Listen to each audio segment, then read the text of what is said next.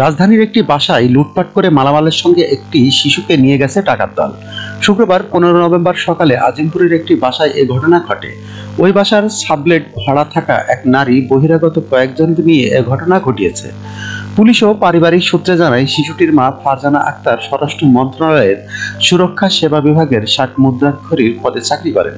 তার স্বামী বেসরকারি একটি প্রতিষ্ঠানে চাকরি করেন। তারা আজিমপুরের লালবাগ টাওয়ারের পাশে একটি বাসায় ভাড়া থাকেন। শুক্রবার সকাল 9:30টার দিকে ওই বাসার সাবলেট থাকা নারীর সঙ্গে বিবাদে জড়ান ফারজানা। এরপর ওই নারী বহিরাগত কয়েকজনকে নিয়ে এসে ফারজানাকে চড়-থাপ্পড় দেন। পরে তারা বাসার মালামাল নিয়ে যান।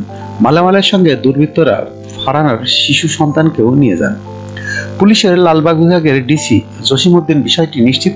তিনি বলেন, সিসিটিভির ফুটেজে ওই বাসার 3 জনকে আসতে দেখা গেছে, তবে শিশুকে নিয়ে গেছে কিনা তা খতিয়ে দেখা যায়নি। ঘটনাটি জানাজানি হওয়ার পরে পুলিশের একাধিক দল ওই ডাকাতদের ধরতে কাজ করছে, তবে এই ঘটনায় কোনো অভিযোগ পাওয়া যায়নি। এদিকে স্বরাষ্ট্র মন্ত্রণালয়ের ফারজানার এক সহকর্মী এ ঘটনায় ফুটফুটে শিশুটির ছবি দিয়ে ফেসবুকে একটি পোস্ট করেন। পোস্টে তিনি লেখেন, আজ শুক্রবার Azimpur medical staff quarter Lalbagh টাওয়ারের পাশের গলি থেকে আমার অফিস কলিগ ফারজানার বাসায় ডাকাতি হয়েছে। ডাকাত একজন মহিলা আর 2 জন পুরুষ জিনিসপত্র ও একমাত্র বাচ্চা নিয়ে গেছে।